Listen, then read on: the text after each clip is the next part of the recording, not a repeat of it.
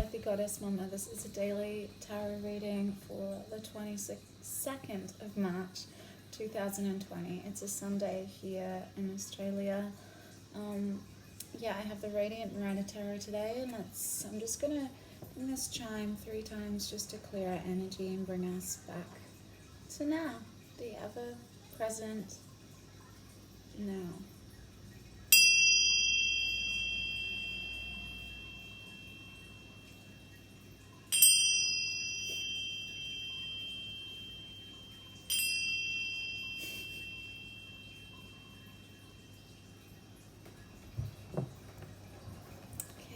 I've shuffled these cards. We'll just see what wants to come through.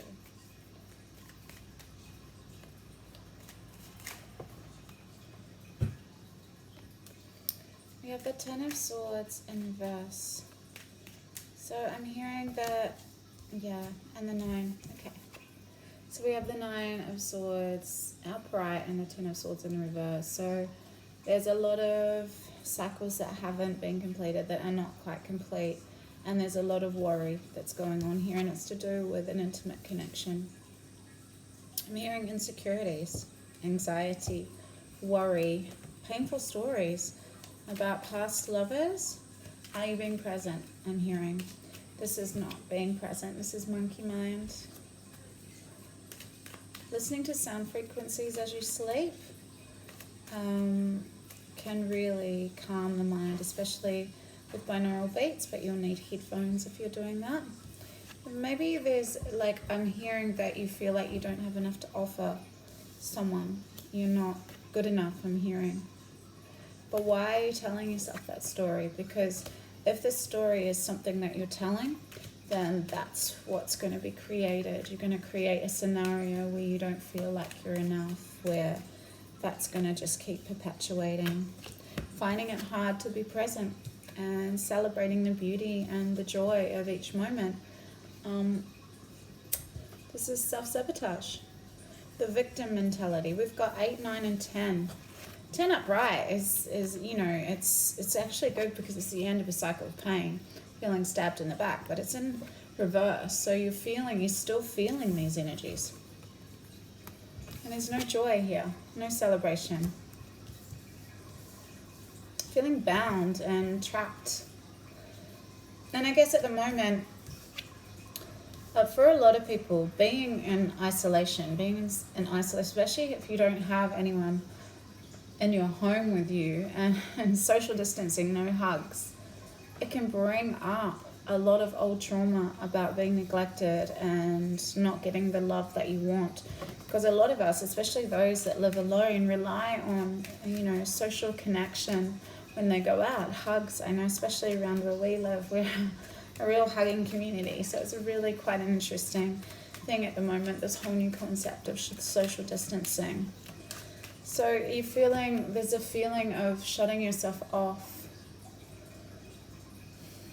I mean, this is what I find with the 8 of Swords. It's a bit of a woe is me card, but you're the only person that can get you up from the ground. Yes, I know that there are challenging external circumstances at the moment, but our perception is everything.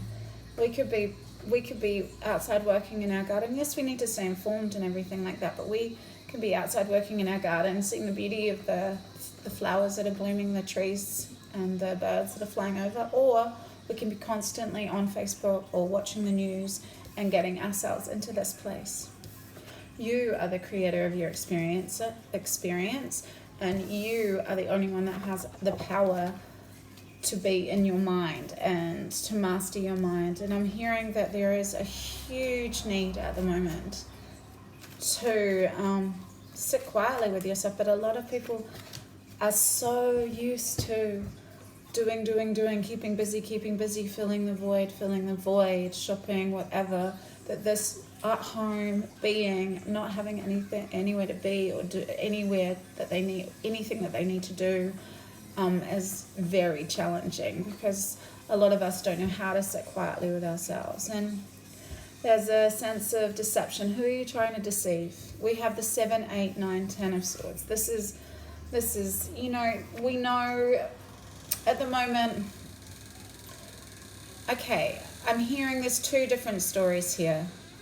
There's a fear of being deceived, feeling like you don't have enough to offer, that this is, you know, something's going on behind the scenes, and you're feeling powerless. And, you know, the Seven of Swords was a really strong theme the other day from the Osho Zen, and it was to do with politics, and I read the card. I mean, there are a lot of contradictions in what's going on at the moment, and there is a feeling, there is a foreboding feeling that there's something murky going on with the big picture here.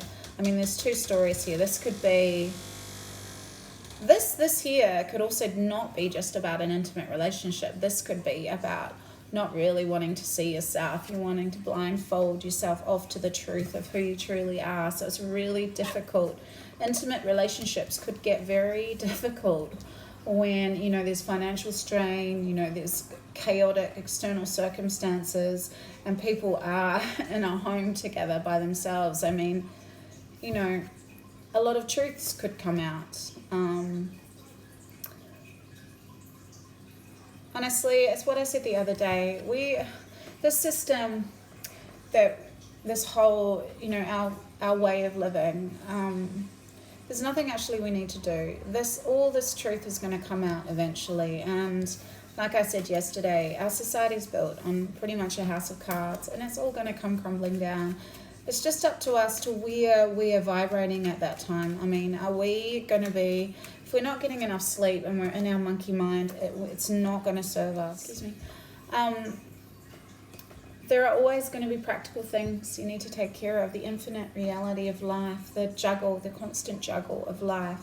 And at the moment, you know, with a lot of, you know, if there's a lot of financial strain, you might be feeling less than. You might be feeling like you can't, you're not enough. You don't have enough to provide for this connection. You don't, and it's worrying. Especially if you're a small business owner, you're self-employed, or you're a casual worker at the moment. A lot of people's work is just dried up instantly. And it can be scary, and it can be very uncertain. But there are things that we can do. There are lots of things that we can put into place practically to keep us flowing in this grounded everyday reality. Especially if we have children, we need to keep a sense of normalcy going on. Especially if they're not in school, because it's up to us really. You know, it's how we perceive our reality, and what brings us the most emotional fulfillment. I guess we've really got to come back to what brings us the most emotional fulfillment. Is it the stories we're telling? Is it those perpetuated stories of fear? Or is it truly being present and trying to find the joy and celebration of each moment and holding tight those that we love? Some of us don't want to be vulnerable and transparent, so it's really hard to be in close quarters with someone that hasn't really met themselves, because people can only meet you in so much as they've met themselves. You know, people can't be fully present with you if they haven't been fully present with themselves. If they haven't met that aspect of themselves, there's no way they're going to be able to see you in that place. So it's this is a really interesting spread here. With the Three of Cups and the Ten of Swords in reverse. Yeah, there's a lack of joy and celebration, and it's understandable, but we have the power to create this through our perception. We're not victims here. We can play that victim mentality card, that victim role if we want to, but there's no power in that. We need to empower ourselves at the moment. We need to do everything we can to feel good. Yesterday we went to a beautiful sanctuary at Crystal Castle, and just spent some time in the bush and at the creek and at a waterfall, and it was such a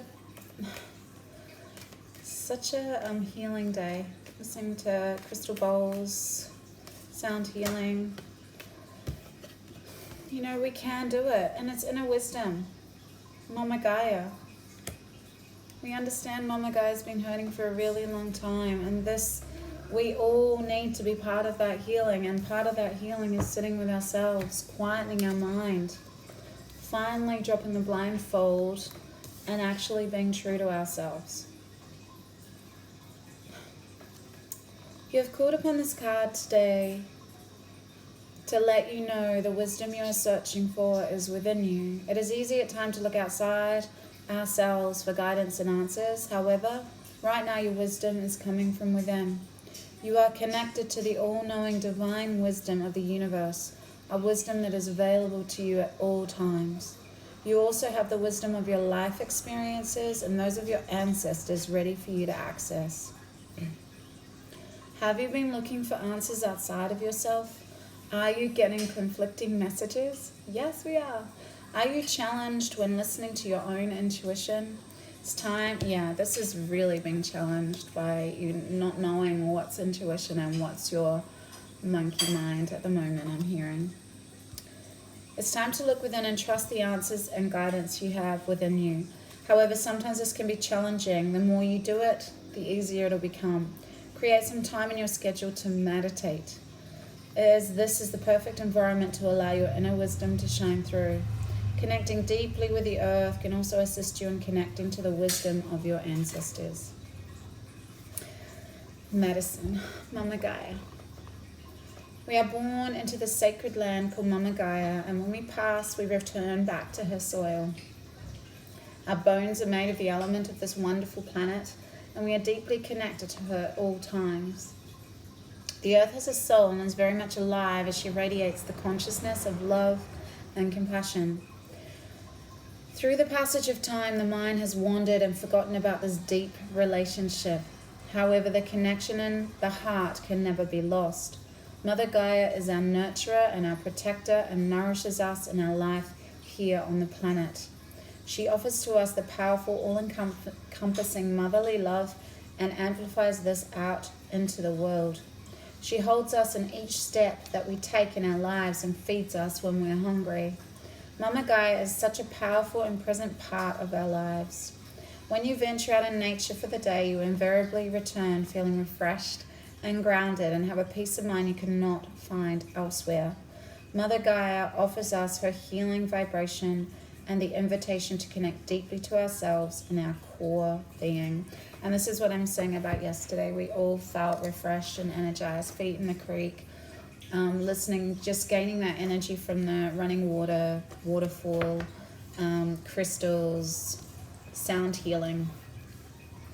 It's up to us. I mean, we can keep perpetuating the fear by watching media stories and getting all these conflicting messages and feeling more and more confused and, not ending the cycle of this pain, of this monkey mind. Or we can really be vulnerable and transparent and open ourselves up to really connect with all that is. Because in understanding and healing ourselves and truly being present and allowing our intuition to flow, we're helping to heal the planet. And when we walk outside on the earth with that healing energy vibrating through us, that feel-good energy, that energy goes straight back into the earth and helps to heal the whole.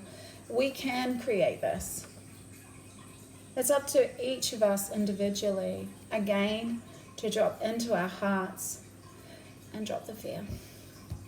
I'm probably going to be saying this every day, dropping it out of our minds and into our hearts and understanding that you are enough regardless of how you're feeling at the moment. Being able to provide financially, that is not a part of what makes us enough successful beings. It's how you are radiating internally, outwardly. But I understand it's creating a lot of worry for people. That we are vibrational beings first and foremost, and the more we are in this place, the more we're going to keep perpetuating those same cycles, which is why this is in reverse. What do we want to create for ourselves? And sit with that in quiet contemplation. I love you. Have an amazing Sunday.